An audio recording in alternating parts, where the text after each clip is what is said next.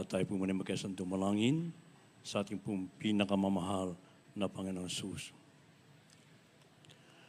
Opo, dakilang mapagpalang ang banal sa langit sa makapangyarihang pangalan mo, aming pinakamamahal na Panginoon sa Kristo na pinagbubuko ng mga biyaya. Sa pangunan dalangin ng taong nilangisan, aming minamahal ginagaan ng Pastor Evangelista Will Ahmed and Papa Uga. Misa pa kaming nagpupunan kapasalamat sa bawat yugto na aming banal gawan, pinagpati ng isan sa iyong patuloy na pagkilos sa aming kalagitnaan, patuloy ka na sa amin sa tutuwin o Diyos, hallelujah. Subalit bago po yan, misa pa kami buong pagpapakumaba, himingi ng kapatawaran sa lahat ng amin nagawang pagkukulang, pagkakasala, pagsalansan sa banal kalooban, patawaran po sa amin o Diyos, hallelujah. At sa bahagi ito na pagdadala ng Ebanghelyo ng Kaligtasan, na tunay sa ganang akin, wala po akong magagawa, mahal na Panginoong Jesus. Ikaw po ang maglaga ng mga tamang salita sa aking bibig, daluyan ng spiritual para siyempre kamanaan namin, tindihan na aming minamahal, iniibig ng mga baguhan, mga bisita, mga datiyan, maging sa aming blessed podcast viewers, ito aming samot panalangin sa makapangyarihang pangalan ni Jesus, sa aming pinagkakasang sinasaway ang lahat ng masamang espiritu ng hadlang ng kaaway, damas of hinders at doesn't believe, cast out from us and bind the power of darkness and anoint the word, O Lord. In Jesus' name we pray. Amen and amen. Hallelujah. Praise the Lord. Everybody, praise the Lord. Purihin po ating pinakamamahal na Panginoong Kristo at unang tigil sa lahat, ako'y nagpapabot po ng pinakamataas sa pagpupuri, pagwalhati, pagdakil at pagsamba sa ating pinakamamahal na Panginoong Kristo na pinagbubuko ng mga pagkapala. And we give the more honor and respect to our dearly beloved honorable parents in the Lord. And we always treasure and remember the blessed memories and teachings of our dearly beloved honorable Pastor Marcel Almeida, the Temple of God. And we always treasure also remember the blessed memories and teachings of Pastor Almeida. Greetings and respect to all the beloved children of the Almeida family in the Philippines as well as in US and Canada. At sa lahat din po ng ating mga iniibig na mga kapamanggawa, mga kapatira, mga iniibig na mga bisita dito ngayon, mga sa ating beloved viewers throughout the world, a pleasant evening and welcome to the family of God. And advance happy birthday po, beloved Matt. Happy birthday po. Praise God. Pagpalay ka naman, patuloy kang bigyan ng kalusugan, kalakasan, patuloy kang gamitin ating pinakamahal pa noon. Praise God. Sa yung Panginoon ng mundo. Praise God. Mga inibig, every time the New Year comes, peoples and nations of the world are seeking and aiming high to achieve the road to peace and prosperity. But most of them failed because they never seek and serve the one true living God, our dear Jesus Christ. Mga inibig, sa tuwing magpapalit ng taon, ang mga tao at mga nasyones sa iba't ibang panig ng mundo ay naghahangad ng kapayapaan at kasaganaan sa kanilang mga buhay. Subalit sila po lahat ay nangabigo sapagkat hindi nila hinanap at pinaglingkuran ang ating nag-isan sa buhay sa pangalan ng ating pinakamamahal na Panginoong Kristo. At tayo pinagpala sapagkat nalaman natin, natutunan natin, sa pangaral ng propeta ng Diyos, preaching the word of God with power and anointing, mainibig ko, lahat tayo ngayon ay talaga naman pong nagtamasa ng mga grabing pagkapala, kapayapaan, kagalakan at tagapagmana pa ng buhay na walang hanggang. Kaya kung ating mababasa po dito sa 3 John chapter 1 verse 2, kaya nilaman po. From the book of 3 John chapter 1 verse 2. Beloved, I wish above all things that thou mayest prosper and be in health, even as thy soul prospereth. God bless you.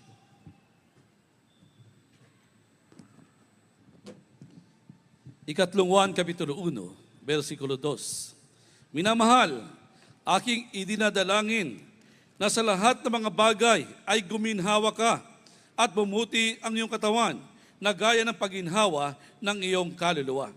Purihin po ang pinakamalapanan. God bless mga kapatid, and God bless His Word.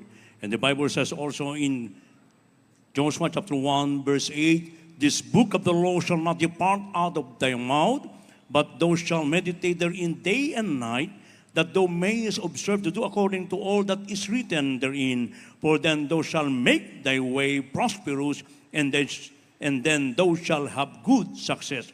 Ang aklat na ito ng kautusan ay huwag mahihiwalay sa iyong bibig, kundi yung pagbubulayan araw at gabi upang iyong masunod na gawin ang ayon sa lahat na nakasulat dito, sapagkat kung magkagayoy iyong pagiginawa ng iyong lakad at kung magkagayoy magtatamo ka ng mabuting pagkatagumpay. Palakpakan mo natin pinakamamala panahon at magsabing, Praise the Lord!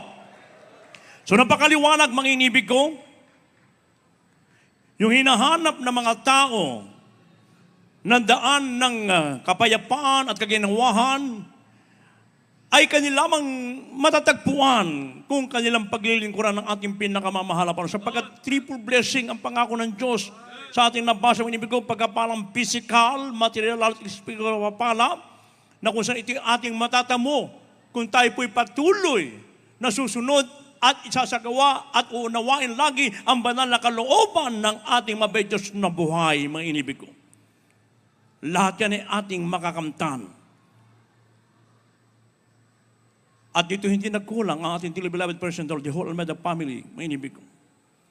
Na tayo tinuruan pinangaralan kung paano natin makakamtan yung daan ng kaginhawaan at kapayapaan na ito'y hinahanap ng maraming tao sa iba't ibang panig ng mundo, subalit silang lahat ay nangabigo.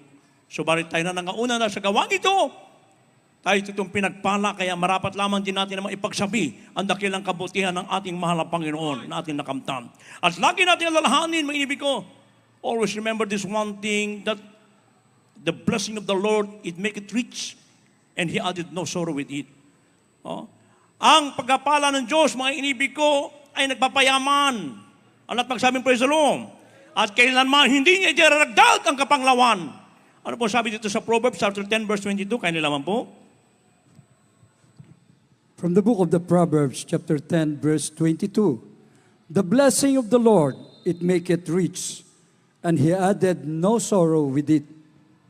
God bless you.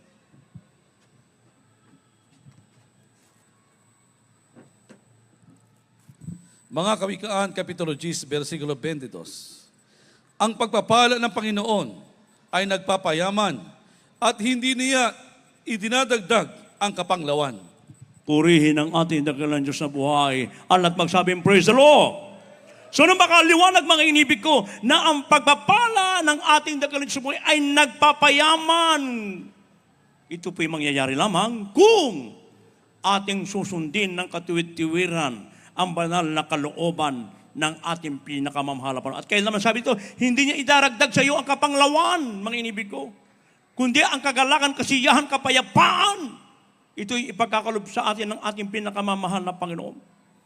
Kaya napakinggan natin ang napakaraming mga patutuo kanina, mga inibig ko. Ang sabi niya kanina, isa sila sa pinakamahirap na mananampalataya sa banal ito na sila ay maligtas sa gawang ito.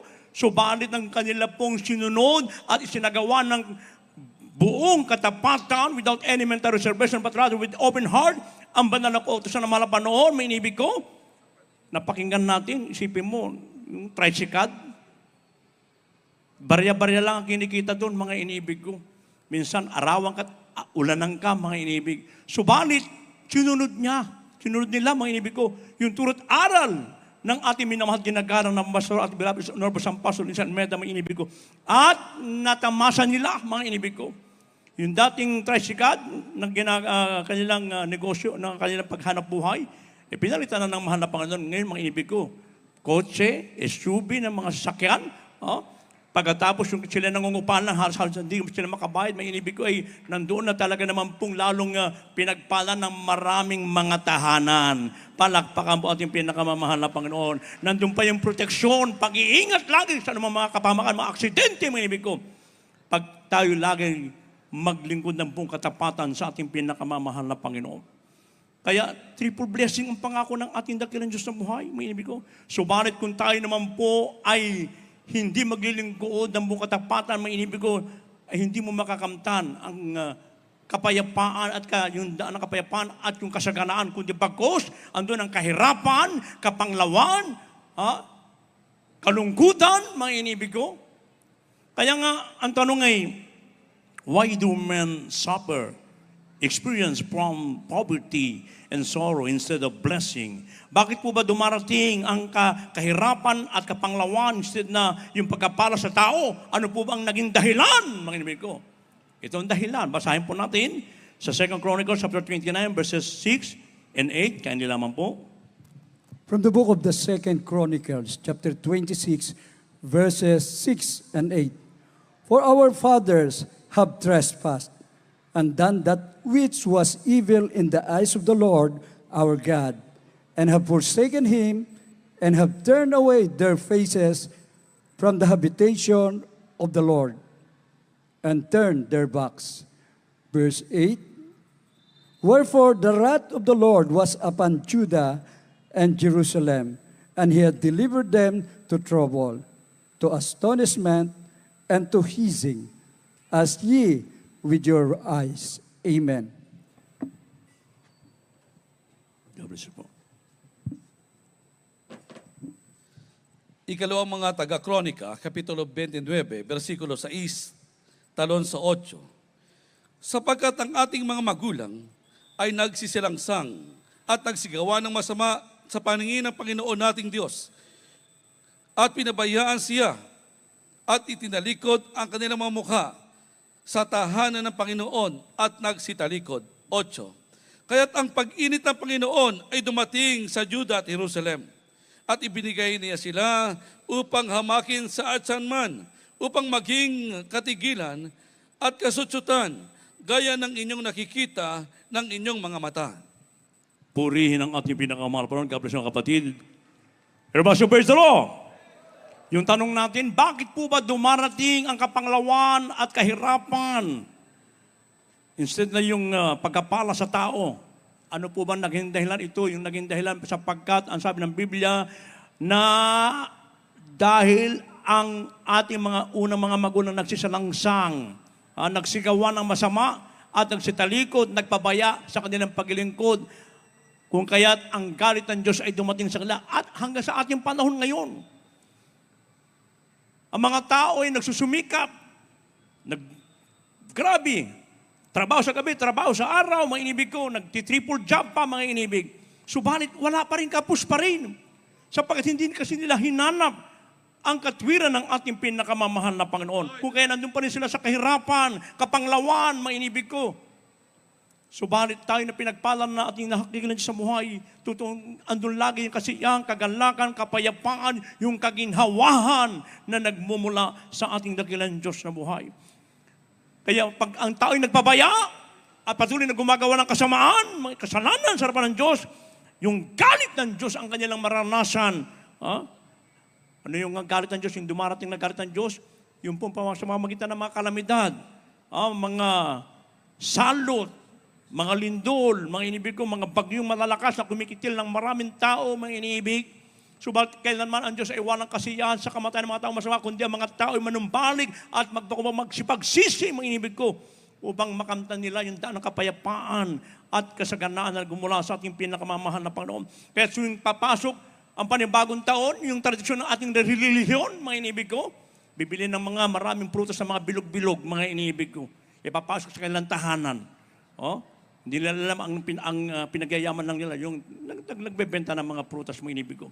At pagkatapos, katulad ng panahon natin ngayon, 2 araw mula ngayon, mga inibig ko, kagabi pa, may naglalakad na ng mga nakayapak, mga inibig ko, sa pag-aakalang ang kanilang layunin, mga inibig ko, sa pag-aakala nila na sa kanilang pupuntahan na lugar na yan, ay sila ay magkakaroon ng daan ng kapayapaan, kasaganaan, at yung kanilang mga kahilingan na makaramdaman na igagaling, mga inibig ko. Subalit ito'y maling turo ng tradisyon ng relihiyon, mga inibig ko, na hanggang sa mga oras ini-embrace ng mga tao, mga inibig ko. Kaya kahabag-habag, mga inibig ko, ay may warning ang ating pinakamamahal na Panginoon, na sabi ng banal na kasulatan, mga inibig ko, na ang sabi dito, mga inibig, Deuteronomy 28:14, and thou shalt not go aside from any of the words which I command thee this day, to the right hand or to the left, to go after other gods to serve them. At huwag kang lilihis sa anuman sa mga salita na aking inutos sa inyo sa araw na ito, sa kanan o sa kaliwa, upang sumunod sa ibang mga Diyos na paglilingkuran sila. Ibig sabihin, diretso lamang po tayo at huwag na po tayong balikan yung Diyos na ating kinagisnan na ito naman po ay wala naman pong kabuluhan sapagkat ang pagsamba sa mga Diyos-Diyosan na mga larawan, ina nyo na maging mga kahoy, ito po sabi ng Revelation 9:20, ito po ay pagsamba sa demonyo.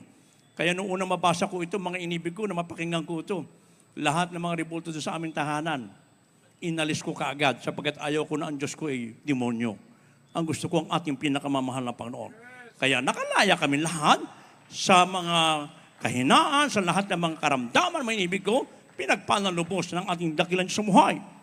Kaya nga may inibig ko, upang makamtan natin ang daan ng kapayapaan at kasaganaan at kaginhawahan, ano ang ipinagagawa ng Diyos na dapat natin gawin? Ano po sabi dito sa from the book of 2 Chronicles chapter 30 verses 9 and 8 and Psalms 34 verses 14 and 15. Kaya lamang po, Awit 34, 14, 15 at saka Ikalawang Kronika 39 at 8. 2 Chronicles chapter 30, verses 9 and 8. If you turn again unto the Lord, ye brethren, your children shall find compassion before them that lead them captive, so that they shall come again into this land. For the Lord your God is gracious and merciful, and will not turn away his face from you if you return unto him. Amen. From the book of Psalms, chapter 34, verse 14 and 15. Amen. Depart from evil and do good. Seek peace and pursue it. The eyes of the Lord are upon the righteous, and his ears are open unto their cry. Amen. God bless you po.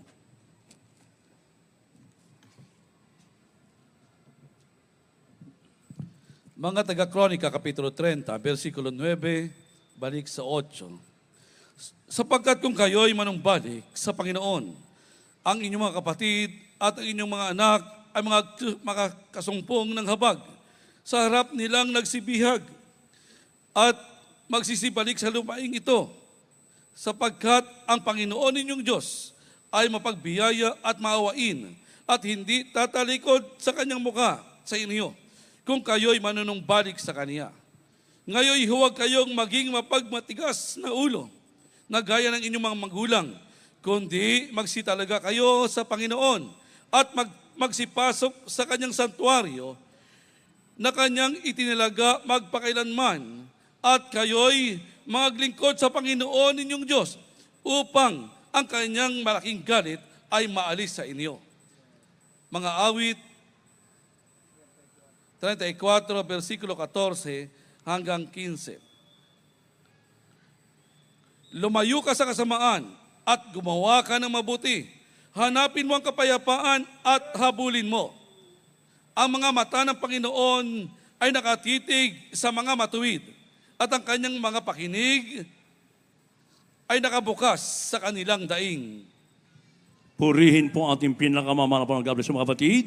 So ito po ang pinagagawa ng ating pinakamamahal na Panginoon na dapat gawin ng lahat ng tao, maging ng ilang Kristiyano na urong-sunong pa sa paglilingkod sa ating pinakamamahal na Panginoon. Kung nais natin makamtan yung daan ng kapayapaan at kasaganaan, mga inibig ko, ang sabi, kung ang tayo magsipanumbalik at magpakumbaba at magsisi, makakasumpong ng habag ng Diyos sapagkat siya mapagbiyaya at maawain Diyos. Kaya huwag pong mapagmatigas na ulo, gaya ng ating mga naunang mga magulang, kundi bagkos mapaglingkod sa Diyos, mapagkumbaba, mga inibig ko. Sa ating panahon ngayon, mga inibig ko, ang mga tao na hindi naglilingkod sa dakilang Diyos, maging sila lang mga Kristiyano, andun ang katigasan ng mga ulo. Ang katigasan ng kanilang mga puso. Nakita na nila, mga inibig ko, narinig na nila ang mga dakilang himala sa gawang ito ng Jesus Miracle International Ministry, mga inibig ko. Ang gagawin na lamang nila ay lumapit at maglingkod sa ating mga napanon. Subalit, pinagmamatigas pa nila kanilang mga puso. Pinagwawalang bahala ang banal na salita ng ating mga napanon, mga inibig ko. Kaya sa ating mga iniibig ng mga kababayan sa paligid, ito ang dakilang pagkakataon. Kung kayo nasa balik ng karamdaman, mabigat na problema, suliranin, kung nais nyong makalagang kayo dyan, mga inibig ko, lumapit kayo at maglingkod sa ating pinakamamahal at sa tiyak na bagay, kayo man din pagkapalain katulad ng aming pagkapala na nakamtan na nagmumula sa ating pinakamamahal na Panginoon. Kaya sabi ko ng banal mga kasunatan, mga inibig ko, lumayo ka sa kasamaan at gumawa ka ng mabuti. Hanapin mo ang kapayapaan at habunin mo. Ang mga mata ng Panginoon ay nakatitig sa mga mamatit at ang kanyang mga pakinig ay nakabukas sa kanilang daing. Kaya't ang daan ng kapayapaan at kasaganaan, kaginhawahan ay patuloy lamang pong makakamtan kung tayo po ay hindi maging matigas ang mga ulo at mapaglingkod at mapagkumbaba at laging nanunumbalik at nagsisisi at lumalayo sa kasamaan.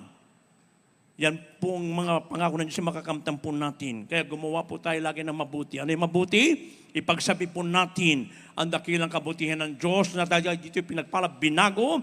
Ang ano ang mabuti? Na tayo po'y lahat ng anumang pong proyekto ng ating banal na gawain, tayo po'y makiisa, lalo pa sa nalalapit na 50th anniversary natin, isang buwan na lang halos mga iniibig ko. Napakabilis ng araw, mga iniibig ko. At wala nang ibang gagamitin sa panahon ito upang ang mga tao ay makalapit at magkaroon din sila ng kaligtasan at makamdan din nila yung hinahanap ng daan ng kapayapaan at kasaganaan at dito'y maglingkod sila sa ating pinakamamahal na panahon. At pag nagawa natin ang mga bagay na yung ibig ko, ang pangako ng Diyos. Ano sabi dito sa last verse? Deuteronomy chapter 28 verses 12 and 13. Maganda na po mamawit, manugtog. Last verse na po yan. From the book of Deuteronomy, chapter 23, verses 12 and 13. The Lord shall open unto thee his good treasure, the heaven to give the rain unto the land in his season, and to bless all the work of thine hand, and thou shalt lend unto many nations, and thou shalt not borrow. And the Lord shall make thee the head, and not the tail, and thou shalt be above only, and thou shalt not be beneath, if that thou hearken unto the commandments of the Lord thy God, which I command thee this day, to observe and to do them. Amen sa Tagalog po.